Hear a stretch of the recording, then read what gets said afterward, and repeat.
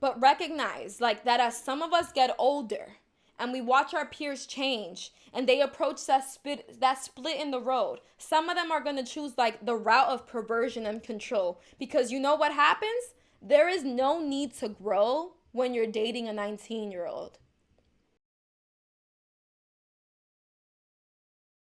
Welcome to my channel. My name is Monica. If you've seen me on here before, hey, I'm back and I'm doing better. Earlier this year, I came through with all this ambition and ideas, but then depression really said boop and knocked me over the head and said no more videos for you, sis. But I have a system now and I'm doing better. And I won't let you down again. I'm really happy you guys are here. My name is Monica. If you don't know who I am an artist. I be on Instagram talking. I be doing stuff. I don't know. This video for me was very cathartic to make. I just finished it. I am really excited to share this with you guys because I feel like a lot of the things that I talk about in this, I would have loved to have heard when I was 18, 19, 20, 21, whatever. So please enjoy. I break this up into 4 chapters. So get ready for the ride. The comments are open. Please leave the space. Please make the space a positive space. I don't need to hear about how you're not that guy. If you're not that guy, you don't gotta say it. If the shoe fits, then wear it. I don't know. Thank you so much for being here. Let's begin.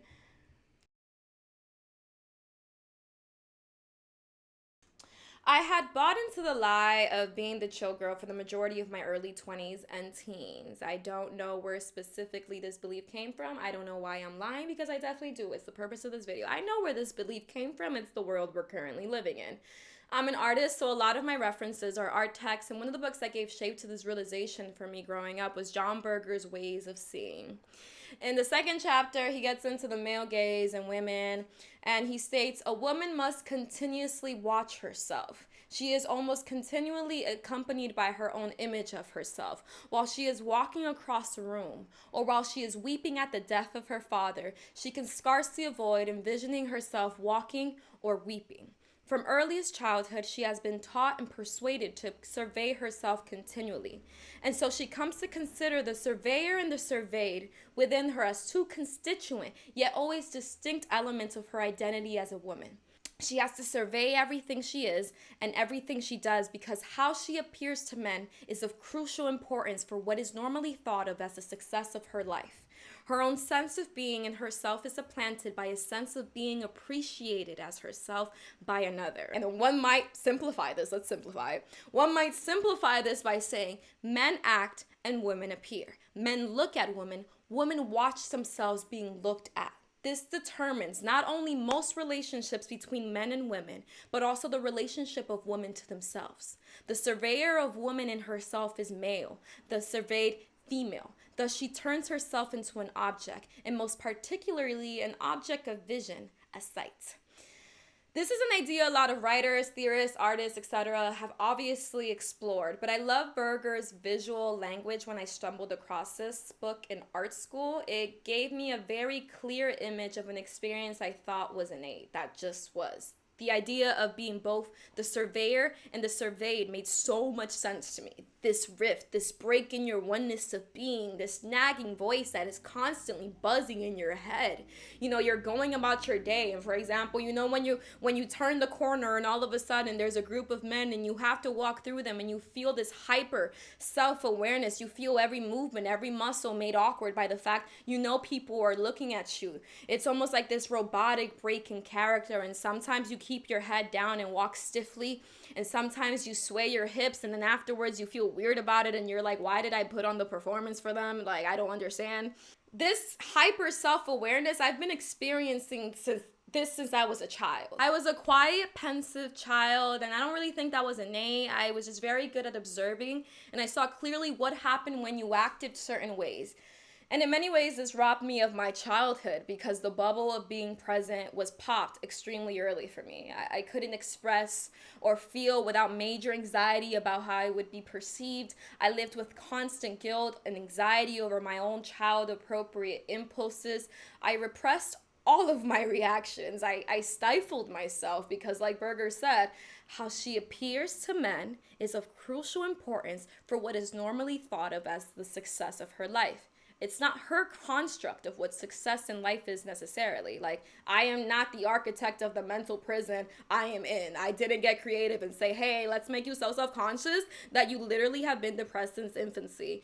I have been responding to the systems around me, to the patriarchy, a system under which we all suffer, not just women. And there's multiple factors that obviously like affect this. One, it's a learned behavior. I grew up in a culture of fear and guilt. Shout out to everyone that was raised in the Catholic household. And also, I am an immigrant. I came to the US at a young age, so I get why there was less room for me to make mistakes. Like, my formative years, we all spent in fear being the other. We literally did not fit in, and that just automatically makes you hyper self-aware because you're all of a sudden the other. Like, and this self-awareness is taxing. It really wears you down. When Berger said, while she is walking across the room, or while she is weeping at the death of her father, she can scarcely avoid envisioning herself walking or weeping. She can't help but watch herself being watched, criticize her own human reaction, run all this behavior through these like outside lenses. This has like literally been my entire life, a lot of our lives. The performance is always on. Even at my most intimate of moments, my most human of moments, even when I am alone. It's because when you're different, when you know you don't fit into the construct you're being forced to live within, you find ways to pretend for your survival. And you start to pretend so good you think this is your life. You've been doing this since before you could utter words. This rift in yourself is something that W.E.B. Du Bois expressed in The Souls of Black Folks, which talks about double consciousness, something that's really important for me and the work that I do. I'm an artist, I'm a painter. He goes, the Negro is a sort of seventh son, born with a veil and gifted with second sight in this American world, a world which yields him no true self-consciousness, but only lets him see himself through the revelation of the other world. And this is literally what John Berger's quote is talking about, like 7 decades later. Berger talks about it in reference to women specifically, but it's still the same idea of watching yourself watched, of being outside of yourself, a constant scrutiny of being the other. He goes on to say, it is a peculiar sensation, this double consciousness, this sense of always looking at oneself through the eyes of others, of measuring one's soul by the tape of a world that looks on in amused contempt and pity. One never feels his two-ness, an American, a Negro, two souls, two thoughts, two unreconciled strivings, two warring ideals, and one dark body whose dogged strength alone keeps it from being torn asunder. I got really excited about W.E.B. Du Bois. This two-ness he describes in relation to his experience as a Black American, he is talking about not true self-consciousness, but a consciousness of oneself. You're outside of yourself having to mediate multiple identities. And the same could be applied to all marginalized identities with double or triple or quadruple consciousness. For example, I am woman of color, I am queer woman of color. All these degrees of separation from oneself, you know, of course they add context, but it always feels like you're outside of yourself, having to make up for all the ways in which you don't fit in. So I say all this to say, women have been socialized to perform out of survival. And before I was aware of this, I found myself behaving in ways that feel so foreign to me. Like, I look back and I wish I could just protect myself, my younger self, for looking for validation in dangerous places and you know, I'm sure a lot of us could relate. The media is sending us mixed signals at all times. Women are over-sexualized, but then you're vilified for having sexual desires, or worse yet, you're punished for the natural cycle of having your prepubescent body mature, which changes the way the world sees you. The act of leaving girlhood for a lot of us is really traumatizing. It's leaving behind the adoration of being perceived as innocent and stepping into the cruel criticality of society. And being an observant child, I saw this future, or rather, I saw my fate from miles away. I saw the way women were ridiculed for their thoughts, their emotions, their professions and interests minimized and mocked. The fact my body would never feel like my own, as adult men would catcall me and comment on my pubescent body. Like, I saw in bright lights the violence I would be subject to if I hurt a man's pride, the danger of me asserting my own needs and own desires. And this is pushed in every facet of our lives. like Catholic priests in Sunday school that hammered the image of an ideal woman in our brains as an example. Mary, virginal, yet mother, devout and pure, unlike her counterpart, Mary, a whore, who followed her own desires. And even though, as the story goes, like Jesus acknowledges, like, hey, y'all, we all sinners, like, don't judge the other Mary. We all like to forget that part of the story. They are both two sides of the same coin. Both fictive and impossibility. They're not fully fleshed out beings. Rather, they're plot points to move the story forward. And as you navigate your young life with your open and vulnerable mind, you're seeing very clearly what's celebrated and what isn't. How you fit in and how you don't. It's literally how children function for survival. They have to get with the program very, very quickly. Their brains pick up patterns and changes and create their logic, trying to navigate the dysfunction around them. And I most definitely came into this earth with a lot of privileges, by the way. Let's be clear. Being able-bodied, being conventionally attractive, and though I am not white, I am light-skinned enough to where I'm accepted, even fetishized, which of course is extremely dehumanizing, but it's granted me more social mobility than a lot of people. Therefore, I am oftentimes safer than most women because men often see me as small and harmless. And I saw this, I really saw this, that despite how much I wanted, how deep my interests were, how hurt I was by the way people in my life would treat me, I learned to push that all to the side and become the chill girl.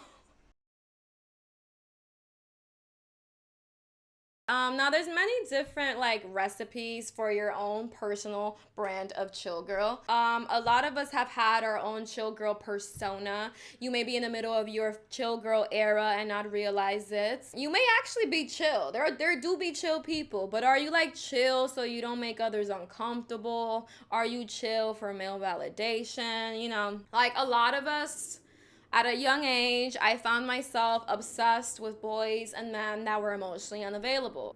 And a side note on that, I think men go through their own journey of coming to terms with their vulnerability. Plus, being a teen is so intense that I understand and have let go of a lot of the stuff I went through, at least I think I have, during that time.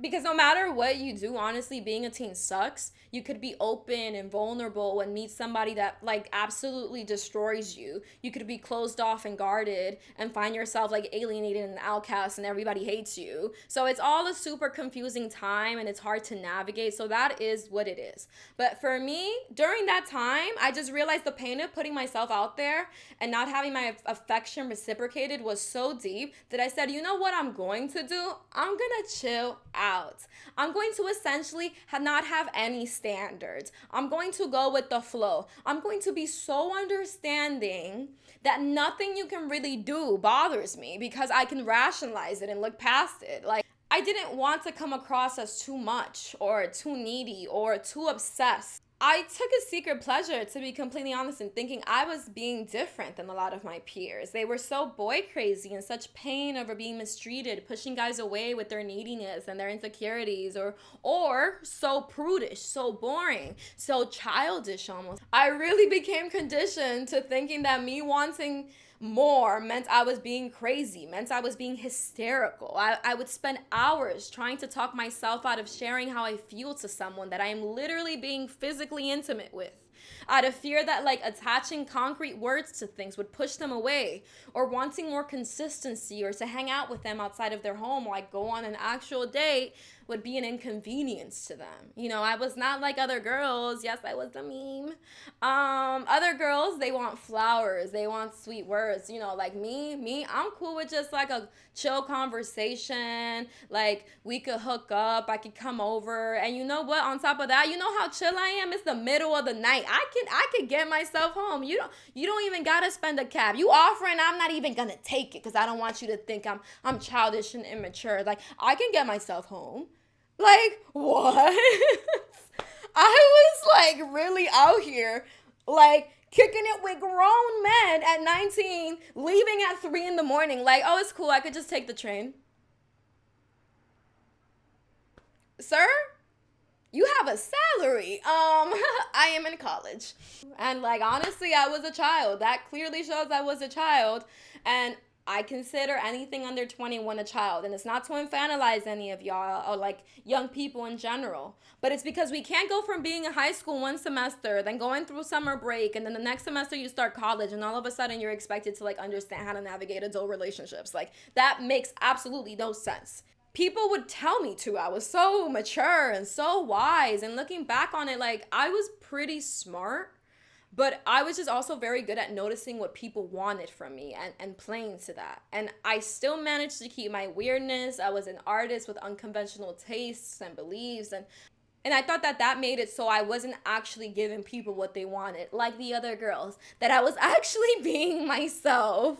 And I still fell prey to older folks telling me I was so mature. And like, here's the thing about maturity. Let's get into it. There's no such thing as a mature child. That is an oxymoron. There is no such thing as a mature child. Like, it does not exist. You can't be mature and a child. Like, that is two opposite things. You literally can't do it.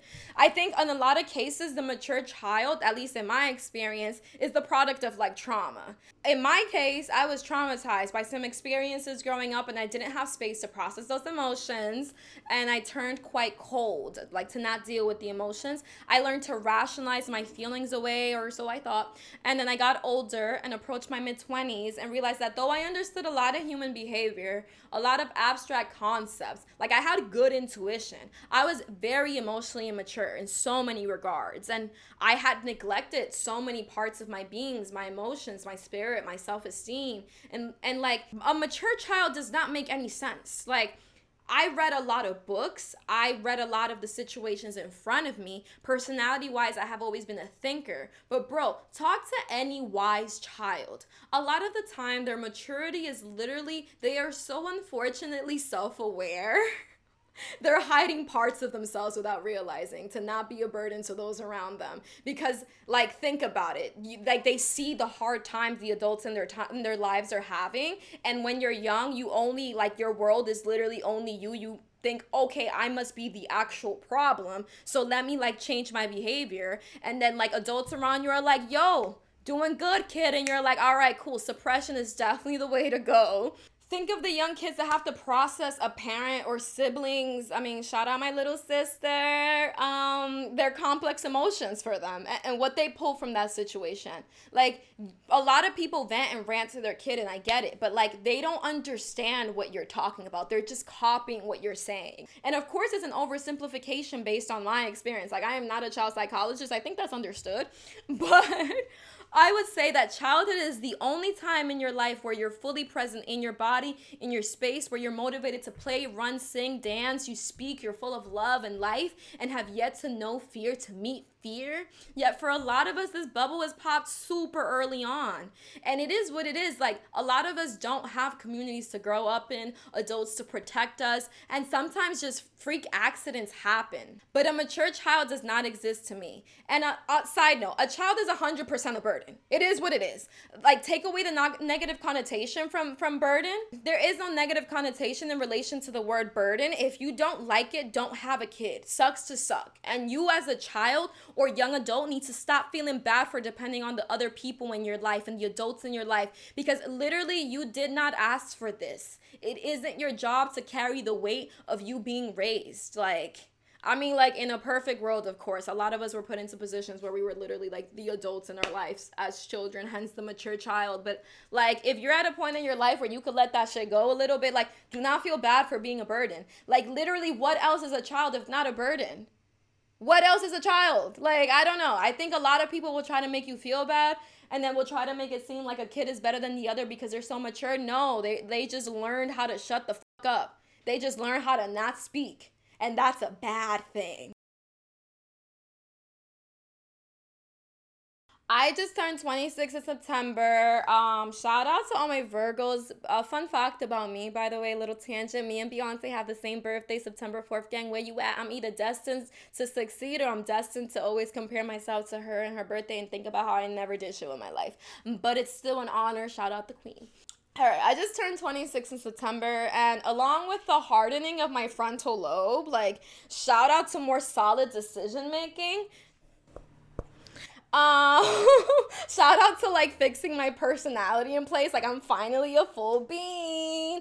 And I like promise you, I don't know what happened to you. I don't know if it was the absolute crushing of my self-esteem during the pandemic that left me helpless with nothing to hold on to, that made something wash over me, that made me realize like, hold up, I need to grow up. Or if it's the hardening of my frontal lobe, I think they like went hand in hand and did that for me. So shout out turning 26, because I've realized some things, and that's what like prompted this whole video. What I realized is men are full of crap.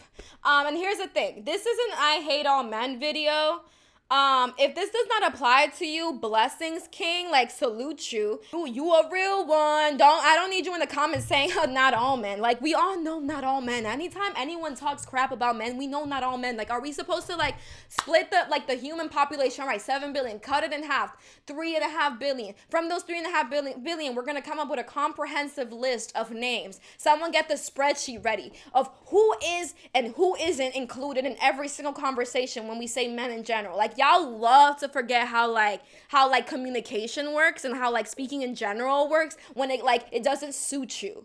Anytime y'all talk anything about women, I'm not just gonna be like, not all women. I'll be like, yo, some women, not me. Good luck though. So let's move on. So 26 made me realize men suck. I need to hold people more accountable kind of way. Something else that I realized with turning 26 is how young a 20-year-old is. You may be 20 right now, 21, 22, 23, whatever. You may not see it. You may understand this in theory that you're young, but you've yet to experience like the change in mindset that washes over you somehow in your mid-20s. And like, in experiencing this change, it also makes me look forward to like my 30s and my 40s and like all of that, because while things in my life are very difficult right now, more difficult than they've ever been, I've never found myself as clear in my values and my motives as I am now.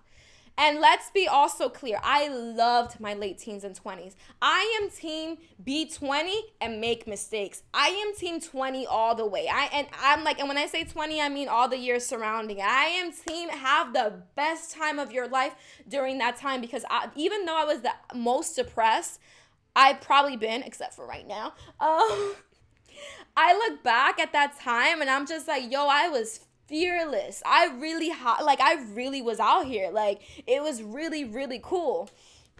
Like, it was the most creative I ever was. I just entered so many spaces with such an open mind and heart. And look, enjoy your moment. Don't let any old head make you feel bad for being who you are in this moment. Like, really live your 20s. And now that I've said that, enjoy your 20s, girl. I also have to tell you, older folks are definitely preying on you as we speak. There is no way on God's green earth someone that is 15 years your senior who is trying to court you is a good man. Like, let's be completely real. Because here's the thing. Humans are social creatures, and we measure growth, or one of the ways in which we measure growth is in relation to each other. So if you got a 40-year-old boyfriend, what do you think his 40-year-old women counterparts, his peers, think of him kicking it with your 20-year-old self? Like, society has this way of making older women seem evil and jealous and bitter, like villainous. Like, think of fairy tales, like the Disney ones, of old witch ladies and how malicious and full of resentment they are over the beauty of a young woman. Like, that's what they're trying to steal from them. Like, think of that story. That's literally how we depict older women. We reject women once they leave the purity of girlhood, once life has left them marked. Once they've had experiences, have given their hearts and bodies to others, society pits women and girls against each other. And girls, when they're young, don't realize that there comes the day where they become the same woman society is conditioning us to see as so different from ourselves. You will become the woman that you right now resent, consciously or subconsciously, that you right now look down on. There is no denying your fate. You will always become her. So it benefits you to start befriending her, girl. Befriend your future old hoe, because it's really like it's gonna help you a lot. Do not try to escape aging. You're only going to live a life of pain. It's quite beautiful. Despite the way the media blames it, ride that boat, girl. It's a good one. And men, like old men, be out here like, oh, he's rugged, he's weathered, he has experience, he's so wise. And then women that are old and have done a lot is just like, yo, she's bad. Whatever. And like, I don't think it's also solely just like we strictly like resent women. I think a lot of us have also trauma from a parent or two. We mistrust women around us. Like, society has changed so fast that a lot of us have this feeling towards our elders that they're gonna judge us, both men and women. Like, I feel that. Like, it feels like they don't understand what's going on. Like, technology is moving so fast. Like, they're not gonna get us. There's this generational divide, all this culture shock, especially if you're an immigrant like me. But here's the thing, as far as general human interaction goes, like power dynamics, abuse, it's all existed for as long as we have had the same human brain, which is like 200,000 years. So basically, it's all the same, girl. If his older women, like if his equals, if his peers, if the same people from his same age group find him weird, I promise you, girl, run.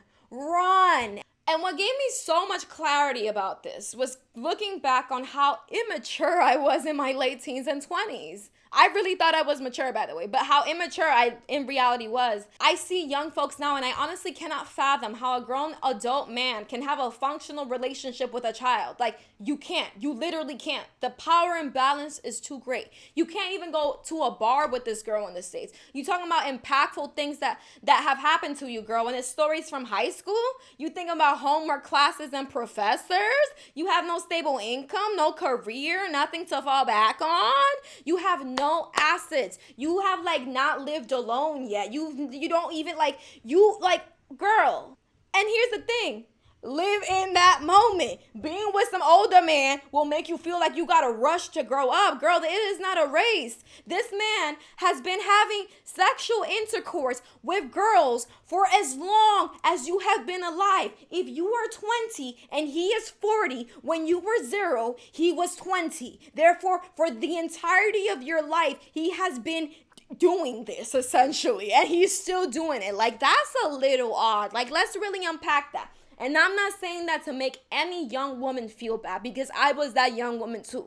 I will never place blame on a girl, even if she's saying explicitly at the top of her lungs, I want this, I want this, I want this. Like, you don't realize what you're doing. It's not your fault. You have only been on this earth for such a short time. You don't see the consequences like fully play out. You don't know what's around any of the corners yet. Like, something about your 20s. Your 20s are literally about firsts. There's so many firsts in your 20s, from your first job to your first apartment, so maybe your first love, to your first major heartbreak. So many firsts. That's why it's such a difficult time period. And that's why it also like blows my mind that like older ass people love to get with kids essentially, because it's just like, you know, they are vulnerable. And here's the thing.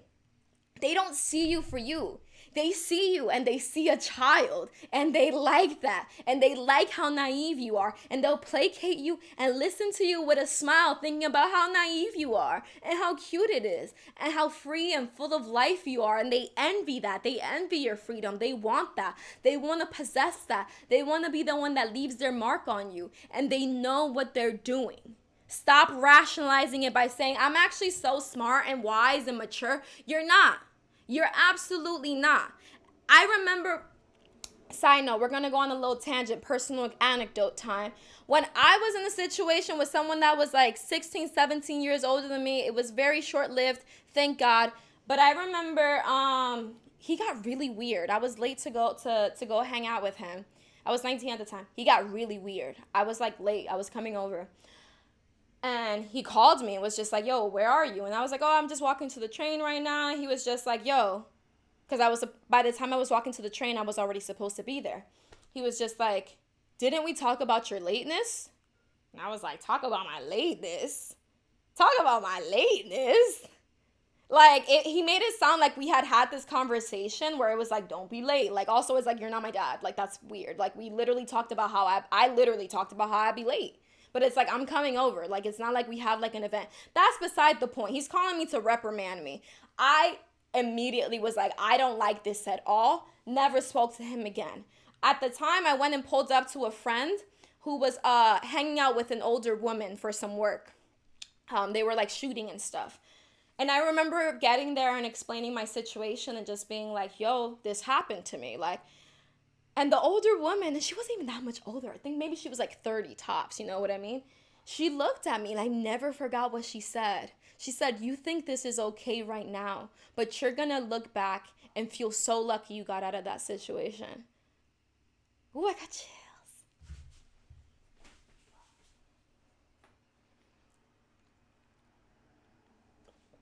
That shit is real.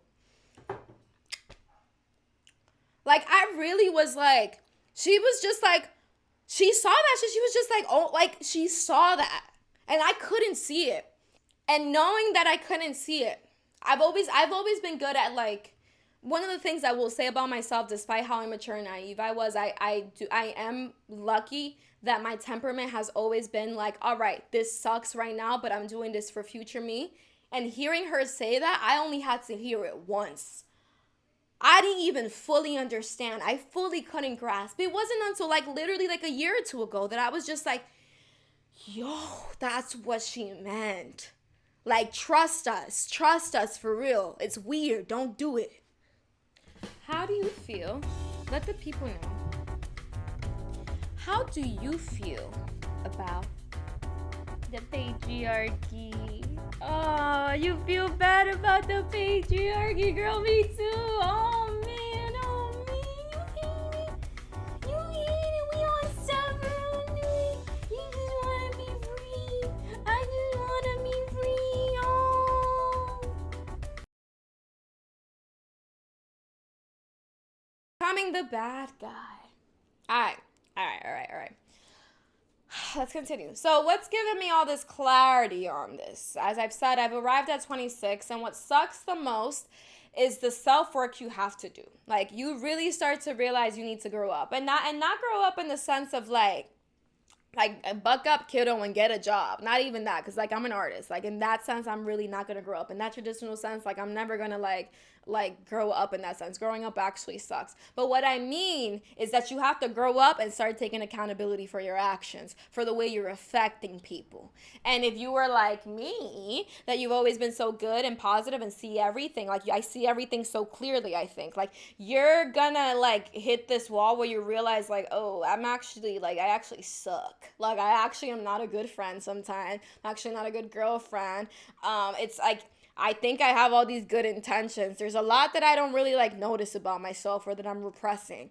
And you know, I guess this is like the work that everyone talks about when people be like, I'm doing the work. I hope this is the work, because this is like hard work. It sucks. I'm doing it, I guess. But the work, it's hard work, but it's worth it.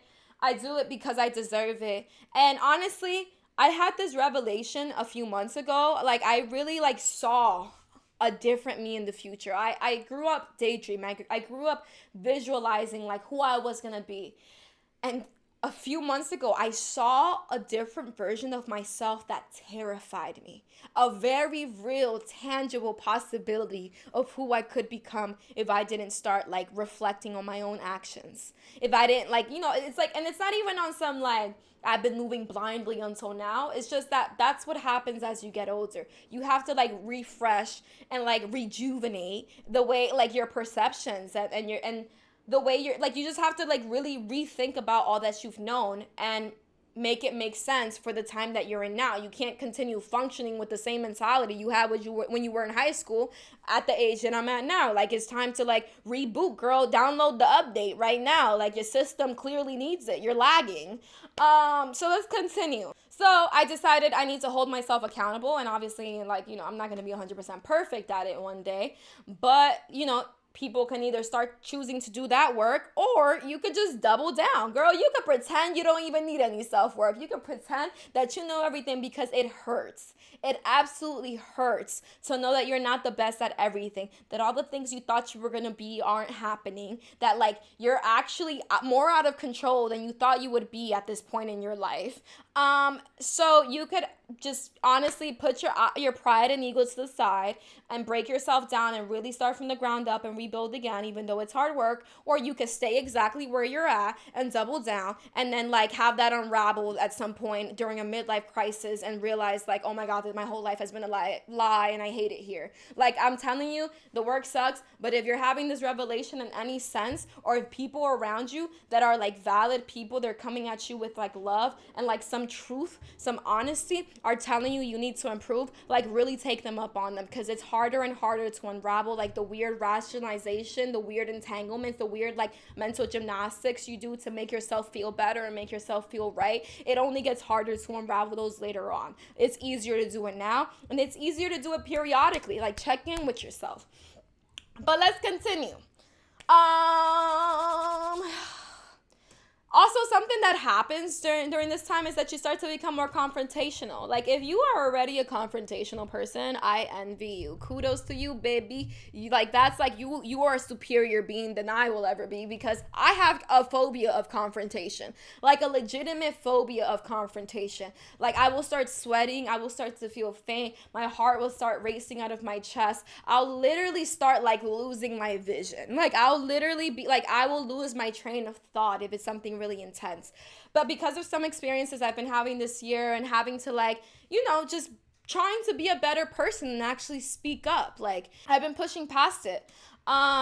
And it's like, it's terrifying and it sucks, but like it's kind of like exposure therapy sometimes. It's just like this feeling is so uncomfortable, but what you realize when you get to the other side of the road and you actually follow through is that like on the other side of the door, girl, nothing's going on. No one's gonna beat your ass like for speaking about how you feel. Like obviously depending on what type of on what type of people you gotta confront, that may be a possibility, but like for the majority of stuff, like no one's gonna come and kick your ass over like saying like, yo, you're not the best person ever, or yo, like, why didn't you like, do what I asked you to do? Like, no one's gonna come through with fists, girl. Like, get through the discomfort, and you'll realize like you're a better person for it after. Not better person than them, but a better person for yourself, because then you're just like, I can do this, and I can do this, and I can do this, and I can do this, and then you like learn how to do these things. So girl, do it. That's what your 20s are about. You start learning how to assert yourself. And I feel like at this point, I've had enough experiences now to where I can't really be the chillest girl in the room.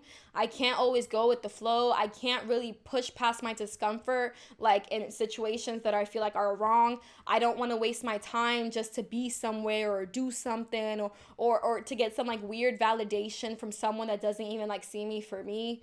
The go with the flow energy changes as you start to acknowledge your needs, how you want to be treated, how denying yourself needs, like your own needs for someone else's comfort, you start to realize how much that wears you down, how much it wears down your sense of self. And you essentially learn how to say no. Big girl word, no. Girl, I learned that. I haven't stopped since. Here's the thing, being the bearer of the no, I am the bearer of the no. Being the bearer of the no, girl, will make you feel like a bad guy. If you have been socialized and conditioned to just take it, when you start saying no, you're gonna feel evil. You're gonna feel like, oh my God, I'm power tripping right now. Like, I'm so inconsiderate. I am destroying everyone around me. Girl, just say no. You're not. People do it to you all the time when you take it. Why can't you do it to other people? Learn how to say no. As I'm talking, by the way, realize I'm also talking to myself. I need to continue saying no. It's scary. And here's the thing. If you're an open-minded, relaxed, like smart person, you can make excuses for absolutely anyone or anything. You'll find yourself in he doesn't talk to me. He doesn't take me out. He doesn't buy things or contribute to us in any way. But like, girl, he has so much potential, or like, he had a tough life. That's why he's like that. And I don't want to be judgy and make him feel bad, because people that understand people don't judge. Like, And it's like you'll hit a wall soon enough and you'll start judging people left and right because objectively, some people just suck. Some people are just like malicious. Some people will take advantage of you, and you can't be out here rationalizing everything for everyone and trying to make them feel better about something they're literally not working on. Like, why not want better for yourself? And I feel like also a lot of this for me has been inspired by the fact that I've been reading. Look, All About Love by Bell Hooks, a queen. Love this book. Everyone on my timeline was reading it. I picked it up. Did not that like unlike most things that are trends, this one did not let me down. How could you be let down? It's Bell Hooks. You can't be let down. Strongly recommended, by the way. But something that she really gets into with that book that really like absolutely has changed so much for me. She talks about how people and movies and music will talk about love as a feeling, when in reality, love is an action. It's what you do. It's how you show up every single day. They also describe love as this kind of like intangible, indescribable, amorphous thing that like the moment you try to pin it down and define it, it will lose its spark. Like it's really not that. Like, and the thing that happens with that when you view love as these things, when you don't try to define it for yourself, when you don't see it as an action, is that you will be constantly unsatisfied in love. You'll feel like you can't find it anywhere, and of course you can't. Like you don't know what it is. You don't have a definition for it. How can you chase something as like abstract as a feeling? You literally can't. And the thing is, you'll yearn for love in every single facet of your like existence, in all of your relationship, from the platonic to the familial to the like romantic.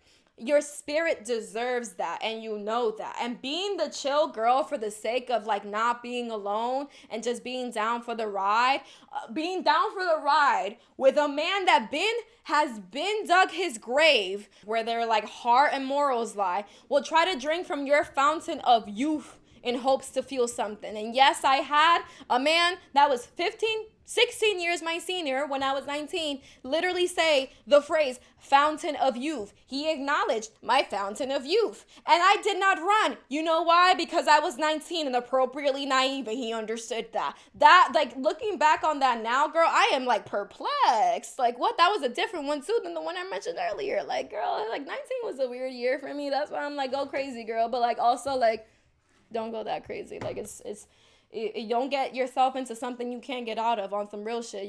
That man don't like you. Like that man sees you as a child. And the moment you start like acting up too much, he gonna either put you in your place in ways that are highly abusive, or he gonna toss you to the side. Young women and girls like at that time are appropriately naive. You are appropriately naive. I cannot blame you for not knowing enough.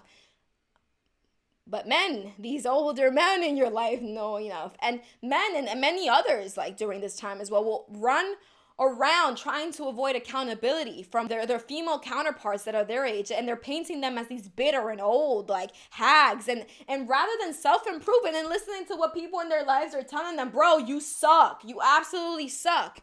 They'll go and they'll find refuge in the 19-year-old. Leaving childhood behind is asserting yourself. Setting up boundaries for what is and isn't allowed in your own home and your own heart and your own body. And entitled beings will spew venom at you for taking away something they feel entitled to. The moment you set a boundary, if somebody doesn't respect that, they don't respect your humanity. And here's the thing. These cycles, we're used to these cycles. That's why we fall into them. Like, don't blame yourself. This is like inscribed in a lot of our brains. A lot of like our literal, like the pathways in our brains are carved out with these like with these dynamics. Just as an abusive parent will reprimand you for you starting to grow up, for you starting to have ideas and opinions that are different than them, for you starting to extend yourself past them. Like they've only seen you as an extension of yourself up until the point you start like rebelling. Before that, you were so cute and easy to control, and you said exactly what you needed to say. There was no debate in the home. There was no compromise, no growth. The moment you start saying, I am my own being in these abusive dynamics, obviously not everyone grew up in spaces like that, but the moment you start becoming your own being, they feel entitled to control you because of the burden they carried, because they carried raising you. They'll continually hold that over your head. And if you don't acknowledge that dynamic, if you came from that dynamic and you're finding yourself in similar dynamics right now, you will be repeating that cycle for the rest of your life. That people were trying to make you who they want you to be. You'll meet men that try to control you in that same way, that feel like they can tell you what to do just because what? They pay for things? As if losing your humanity is equal to a few months of rent. Here's the thing, girl. If you got to get that rent, get it how you gonna get it. But don't convince yourself. Don't convince yourself that that's a proper exchange. You know what I mean? Like, that's not a proper exchange, girl. That's literally the patriarchy. That is literally, by the way, the patriarchy. This man said, because I house you and I clothe you and I feed you, I thereby own you. That is not a partnership. The moment you try to act different, like a lot of y'all will find yourself in that situation, especially with men that cheat, for example.